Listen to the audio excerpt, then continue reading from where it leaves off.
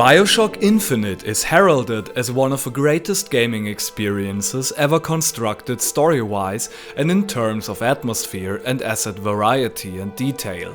But Infinite's birth was only possible due to BioShock 1 being praised as a masterpiece back in 2006. The original BioShock sold next to 5 million units, which is great for a single player only title. Since BioShock 2, for better or for worse, was just a pumped up DLC experience and many assets could be reused, it is amazing that it still sold around 4 million units. Since BioShock Infinite was built around a completely new experience and had absolutely nothing to do with the two previous entries in the series, it was able to attract a new gamer base and sold around 4 to 5 million as well. So this should be simple enough, right? The first game was great, many people jumped ship with part 2, and Infinite had an artistic touch to it that let it be known in higher circles and got an A for effort in the philosophy class for beginners and advanced. But here is the deal.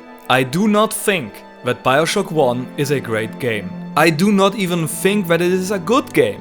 But Infinite I regard as one of the greatest games I've ever had the pleasure to play. So where's the difference? Where does BioShock lose me while Infinite convinces me to keep going? Even though Infinite is basically just a sort of remake of BioShock 1.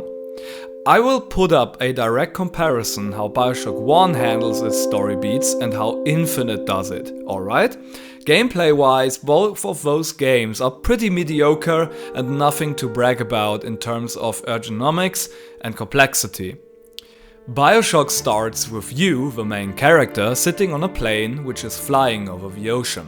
You are a pretty faceless one. You have no voice and no real mind of your own. The story will later on boss you around like it feels. You're supposed to imprint your own feelings and thoughts into the character, like in Dark Souls, Half-Life 2, or to some degree the Metroid series. Infinite, on the other hand, starts you with a refined character, Booker DeWitt. He's a gambler, alcoholic, and sort of gunman for hire.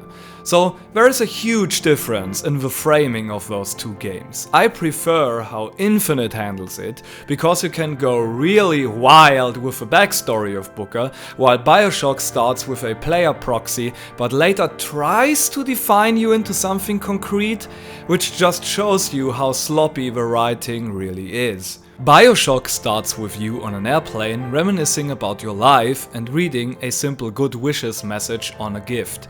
Infinite starts with you on a boat. You open your old keepsake box from military with a handgun in it, a key, a password, and the picture of a girl you have to bring to New York. That all while two people, a man and a woman, are talking about rowing. Standing? Not standing, rowing. Rowing? Hadn't planned on it. So you expect me to shoulder the What's burden? this? No, but I do expect you to do all the rowing. And why is that? Coming here was your idea. So right at the beginning, there are a dozen things more going on in Infinite. You could even speak of a sensory overload.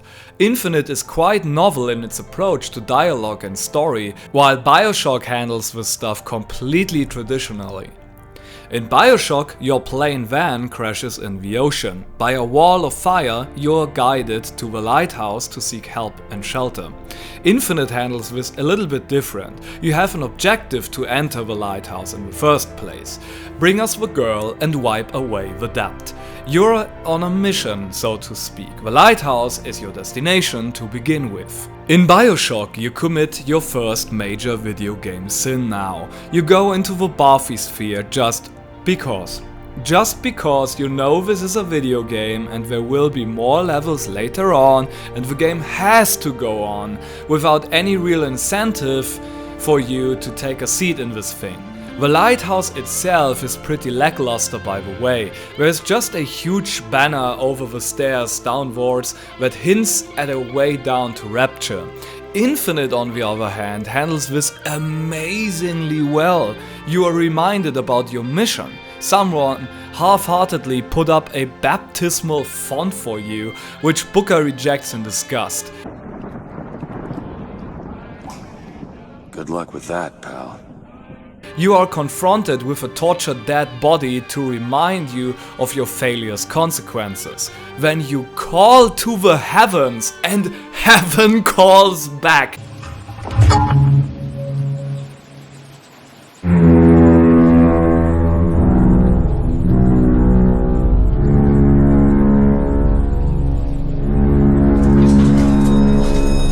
This is one of the greatest first-person game intros I've ever witnessed.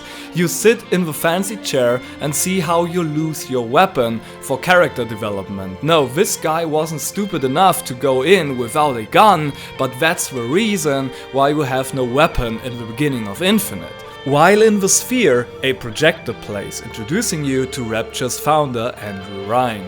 He supposedly separated his ideology from capitalism, communism and religion. Rapture should become a true anarchy with endless possibilities for workers, scientists, artists and businessmen. Then Rapture is presented and, I have to say, this didn't age well. Where the artist would not fear the censor, where the scientist would not be bound by petty morality, where the great would not be constrained by the small. And with the sweat of your brow, Rapture can become your city as well. Just for a quick spoiler, in Infinite there is a neat little sequence in Rapture and, well, just compare the two. Which one do you think looks better? Infinite again handles this way better in my opinion. Rapture's mysterious aura has nothing really special to it. It's no real feel you can grasp. There is no real identity behind all the Art Deco style we will get into. When Booker is rocketed through the clouds in Infinite, it's just breathtaking.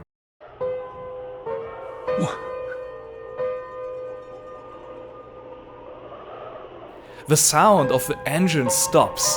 You only hear the wind and then this piano piece starts.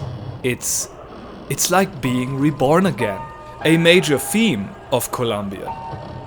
The founder and prophet Comstock is just offhandedly introduced here. Then this choir chimes in and you descend through a row of glass windows, which light breaks through the stamped out introduction to Columbia. This is so visually ingenious, I wouldn't even know where to start describing its brilliance. Everything just fits. All of this just works With the overall theme. There is no ill will. This is true bliss. This is true heaven, by Western Christian visual standards at least. So here is where the two games diverge the most, and it will prove itself difficult to compare the two side by side. I will try anyway. Before you get your first weapon, Rapture is introduced to you, still safe in the Sphere, as a haunted place gone haywire. Deformed, crazy people are killing the last remaining citizens, and some last survivor named Atlas is talking to you via walkie-talkie. I don't know how you survived that plane crash, but I've never been one to question Providence. I'm Atlas, and I aim to keep you alive. Now keep on moving. We're gonna have to get you to higher ground. So this is all atypical horror game generic bullshit. You immediately get introduced to the concept that Rapture has some kind of automated or controlled defense system. I don't know what this has to do in the game so early on. Then you clobber some enemies with your wrench, and for absolutely no logical reason or incentive, you ram a syringe into your arm so big you could tranquilize a brontosaur with it. I'm sorry I have to go on about this, but it is so bad. I mean, not every video game has to be hyper realistic like the new God of War, cause shit gets super annoying. Yeah, it's the Bifrost, and I have to collect a soda depletable item to travel with it. Got it! This is amazingly awful. Then you pass out and get introduced to one of the only consistent themes of this game, the Big Daddies. They are so frightening that other enemies flee from them. They accompany the so-called Little Sisters, who harvest the dead, and both don't seem very hostile. So now you got your melee weapon and your plasmids. You still have absolutely no idea how Rapture worked, or are introduced to any themes, consistent art design or feel for the environment.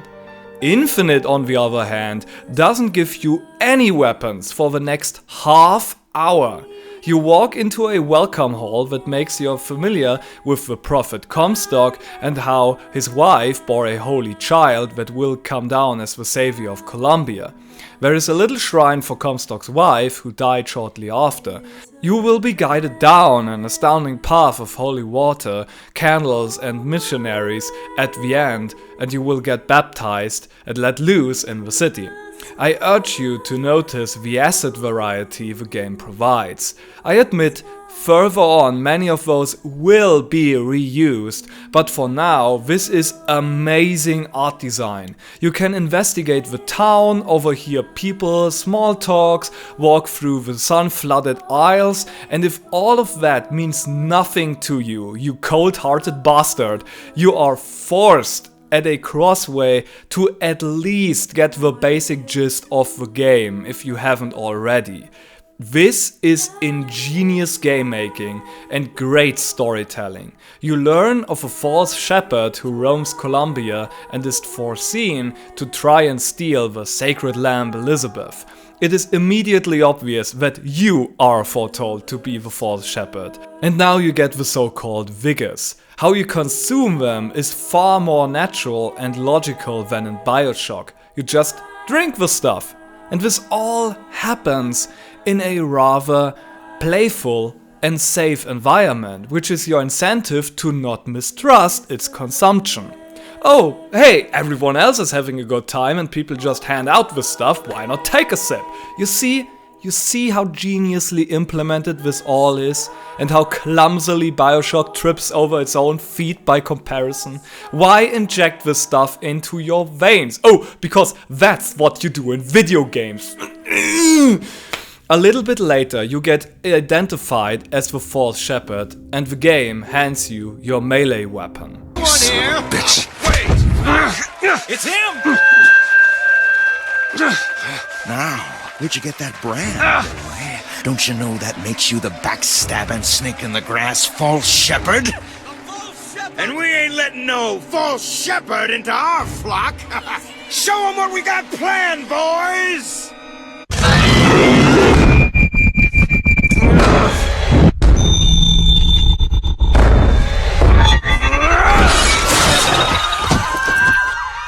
Stop him! So how do both games proceed now? Let's begin with Infinite. It takes around an hour, maybe longer, until you reach Elizabeth, imprisoned into the giant angel statue. That's your main goal, while you reap through henchmen and get introduced to different firearms you can use and upgrade. So how long does it take Bioshock to reach the next point in its overhyped story? Well, if you are willing to count Dr. Steinman, then it's around 2 hours, but unfortunately I'm not willing to count the good doctor. He's just another one of your fetch quests without any story significance and overall just a normal enemy with a boss life bar. It's pathetic, but the next story point is at least an excuse for development. Your buddy Atlas and a Dr. Tannenbaum are fighting over what you will do with the little sister you found. Either you kill and harvest her, Atlas's suggestion, or you let her live. Tannenbaum even gives you more Adam as an incentive to let her survive. I'll not have him hurt my little ones! It's okay, lad. That's not a child. Not anymore, Alex. Dr. Tenenbaum saw to that. Bitte, do not hurt her! Have you no heart? Aye, that's a pretty sermon coming from the ghoul who cooked up them creatures in the first place. Here! There is another way. Use this. Free them from their torment. I will make it to be worth your while. Somehow. Now, how does Elizabeth change the dynamic of Infinite? First, her story impact is dramatic. And I don't mean the elaborated action sequence that follows her outbreak per se. You share many tender moments with her and still are learning how this town and its inhabitants work. You both are still discovering this world in your two separate ways that will later on merge to a shared experience. Elizabeth is indestructible, she will provide you with health, ammo and salt if you run out during a fight. She can also summon different loot or helping NPCs against your enemies. Elizabeth, I will say, is one of the coolest NPCs I ever had the pleasure to travel with until the end of a game. She's a great asset, funny and insightful. What are you doing? You're a roguish type. What does it look like? Done. Where did you learn to pick locks? Trapped in a tower with nothing but books and spare time? You would be surprised at what I know how to do. So, looks like they call you the false shepherd. And you the lamb. Let's not call each other that. So what do the little sisters add to Bioshock? Nothing. It's a nothing of a game mechanic. It's one of your typical bullshit good or bad answers. When you save all of them, you get the good ending. If not, you have it a little bit easier with the game, but we got the bad ending. What a waste. What a fucking waste. So Infinite now builds this whole ingenious dynamic that Comstock puts his brigade onto your heels. Bioshock's next goal is just to reach this supposed escape pod Atlas tells you about and mow down everything along the way. It's as uninteresting and stupid as it sounds, and it lasts for around 3 to 4 hours, just killing dudes and collecting items and hearing about this Fontaine dude who got into real shit with Andrew Ryan and supposedly is responsible for Rapture's downfall. I will be honest that Infinite from now on has major filler as well, but it at least is interspliced with Elizabeth getting mad at you for killing all those people and running away from you and stuff. And it also lasts an hour max until you reach the next story point. I can't believe you did that. You're all dead. You killed those people. Elizabeth, You're a monster. what did you think was gonna happen? Do you understand the expense the people went through to keep you locked up in that tower? The escape pod Atlas wanted to escape on with you explodes, sabotaged by Andrew Ryan, which is the biggest dick move a game can push on you, rendering all your accomplishments so far for naught. Interestingly, Infinite handles this exactly the same. After you got the shock vigor, you can board an airship and escape Columbia, but Elizabeth realizes you are just another trooper trying to sell her for money and knocks you out, which also renders all your efforts so far for naught. But again, Infinite provides you with story, character and interestingly different assets to look at and discover, and this desolate state doesn't last for up to 4 hours. Next up, in Bioshock you have to save the trees. Yep, another fetch quest that leads to absolutely nowhere. At least the art design gets a little bit altered around here, and this takes up around 1 to 2 hours max, but it is rather insulting how even Atlas comments on the fact that Ryan always puts them back on square one. Every time we get a yard ahead, Ryan goes and moves the goal line down to the other side of the field. Hey you geniuses, it's not so clever to address your own shortcomings in game design. In the same time frame, Booker gets overtaken by a gang of revolutionaries led by a woman named Daisy Fitzroy. They load you onto the island of weapons manufacturer and prison laborer Fink. You are meant to retrieve weapons from a local mole, and in a rather comedic incident, you also get Elizabeth's trust back. I'm slipping! Do not attempt to follow me, Mr. DeWitt. Elizabeth, I've made an arrangement to get our airship back! You can get us out of here. Yes! I just need to supply enough weapons to arm an entire uprising. And where will we get these weapons? You're a liar, Mr. DeWitt. And a thug. But you're also my only means of reaching Paris. Finally, Bioshock shakes things up a bit with the master artist Sander Cohen. Now, this is finally the time where you get a glimpse into what Rapture once was and was meant to be. This is great stuff. You visit different art rooms, see different marmor statues, and see how Cohen tortures and kills a specimen he wants to embrace. True perfect artistry. Oh, Cohen, you sick fuck, let me out of there! Calm down now, little more. Life, death. The burden of the artist is to capture. But Bioshock again has to make a fetch quest out of it. Find all his former disciples and kill them. It's a shame, because I regard this part as the true potential Bioshock once had. Twisted infamy and the grotesque of the art. Infinite, on the other hand, reaches its low point for me here. It's interesting seeing the ghettos of the black prisoners and what demonic machinery Fink built to prop up Columbia, and it's great that from now on you travel through space and time with Elizabeth, but it is too much interspersed with pointless fights, which is really sad because the payoff is amazing. So, you're stuck with Cohen's different challenges, which led to dive deeper in his beautifully crazy mind, and at the end you meet up with him in the most glorious fashion and can decide yourself what you do with him, I guess. I actually never tried to kill him because I love the bastard so much, even though he tries to kill you at the end, in an artistic temper as he calls it. In Infinite, Elizabeth accidentally sent you both to a dimension where Booker died as a martyr and Daisy Fitzroy leads a bloody revolution against Comstock. What the hell are they talking about? Look at that poster. In this world, you're a hero. Elizabeth sees no other option than to commit her first murder and kill her.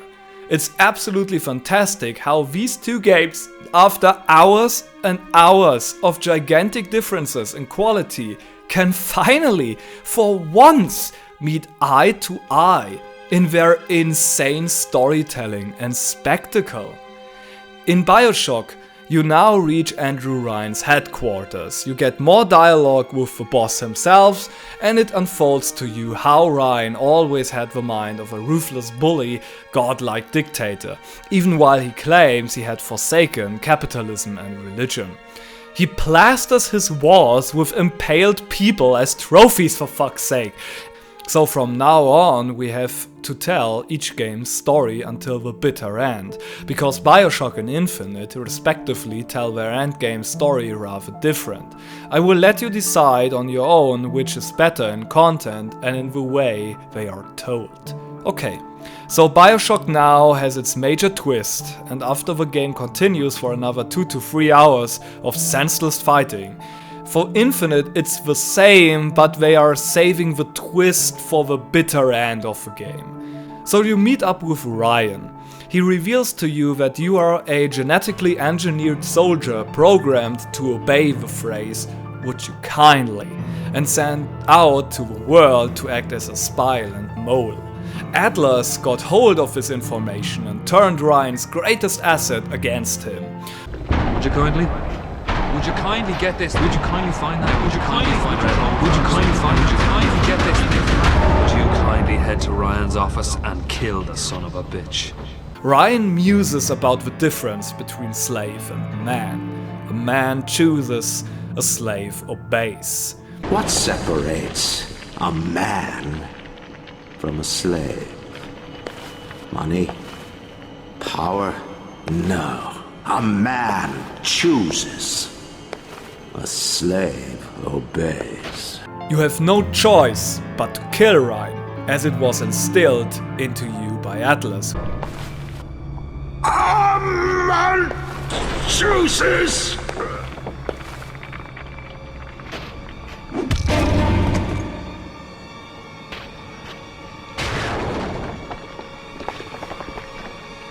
A slave obeys.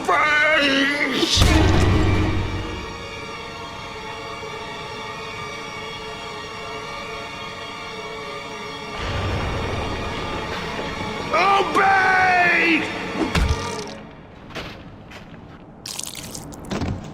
When Atlas reveals to you in one of the baddest reveals ever that he in fact was Frank Fontaine the whole time. Of course! His voice change is so bad.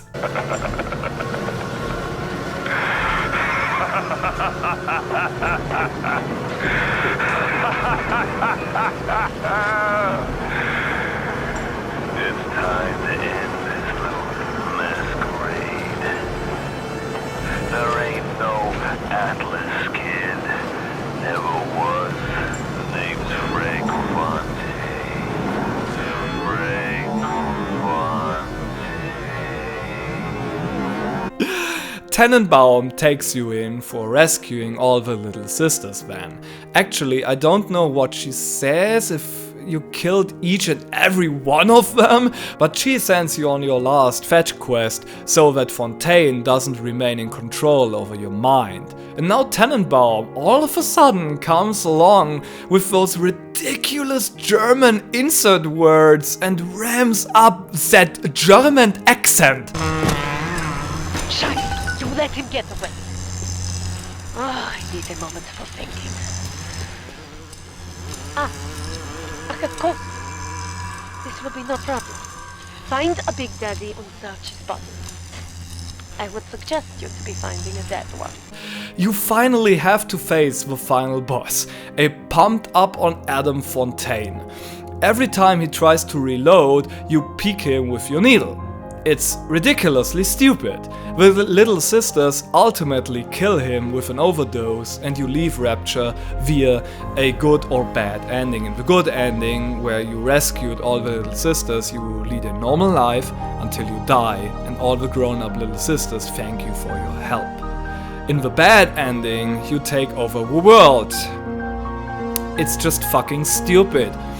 In Bioshock Infinite, you enter Comstock's fortress. Elizabeth gets captured and saves you by pushing you into another dimension. Here, everything is ruined and everyone has gone completely crazy. You see dimension tears through which you hear how Elizabeth got tortured over years and years, and at the end you realize this is decades into the future. A future where you didn't rescue Elizabeth and she turned into a crazy cult leader.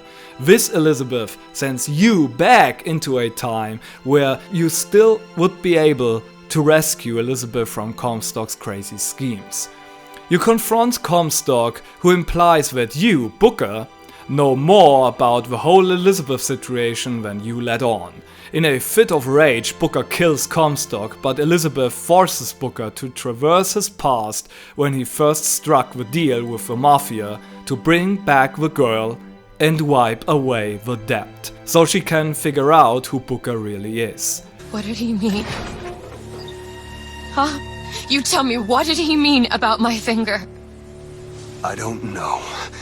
I just assumed you were born with it. I don't know. It turns out Booker got it all wrong. He already delivered the girl many years ago. He gave away his daughter to his debtor, Comstock. He struggles to regain his girl, but Comstock pulls her through the dimensional tear. The machine! No! Shut it down! Shut down the machine! Now do it! Give me back my daughter! No!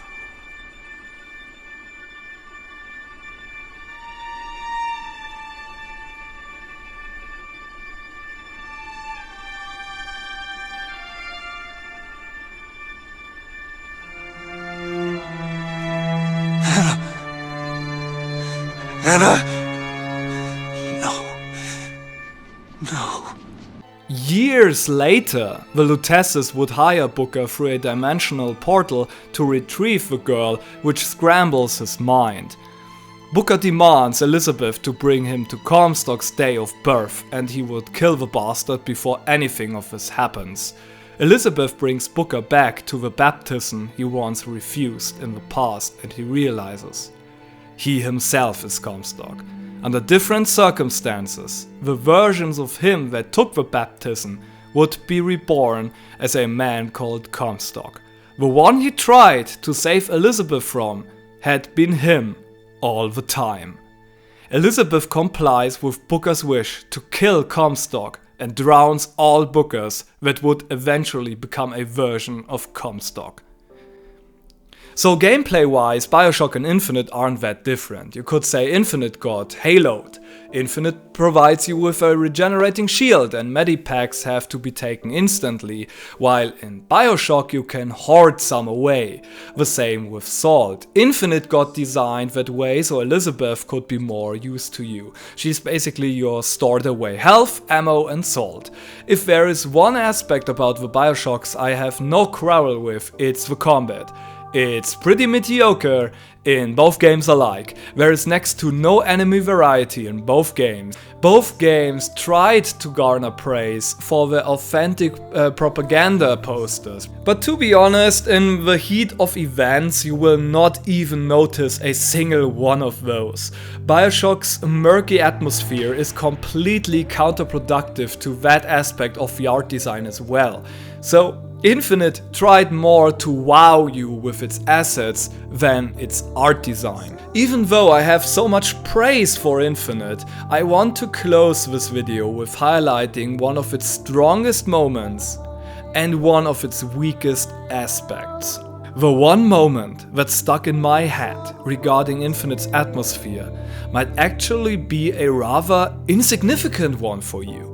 After the revolutionary group plunges Columbia into chaos and you are near to reach Comstock's fortress, you see people in distress and in shock leaving.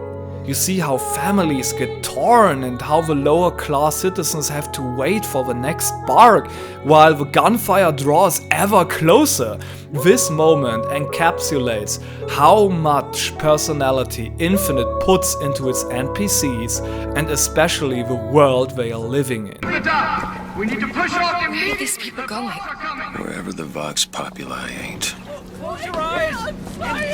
You can do it! Come on, you can do it! Just jump! Jump! Honey, I Come can't on, do jump! it! I cannot do it! I'm sorry! I love you, but I can't do it. I'm sorry. You need to remove your belongings or we can't take any more people! The barge is full! You're going to have to remove some of your luggage if we're going to fit more people on deck! On the other side, Infinite isn't able to distance itself from being a video game enough. This whole plot hinges on the circumstance that the mafia is after you, right? And to repay the debt, you have to rescue Elizabeth, right? But here you are, murdering Comstock's entire army! But you weren't able to fight off some goons from the mob. And I know this is an issue that plagues basically every other video game, that in the cutscenes you are a frail human being, but in the gameplay you are a god. Or some games have it the other way around, like Resident Evil. But Infinite tried so hard to flee into soda realism. They should have stuck to it. Build in some clever puzzles and reduce your enemies overall. Yes, when this game would only be 6 or 7 hours long, but who would care when the game is this amazing anyway? So please, comment below.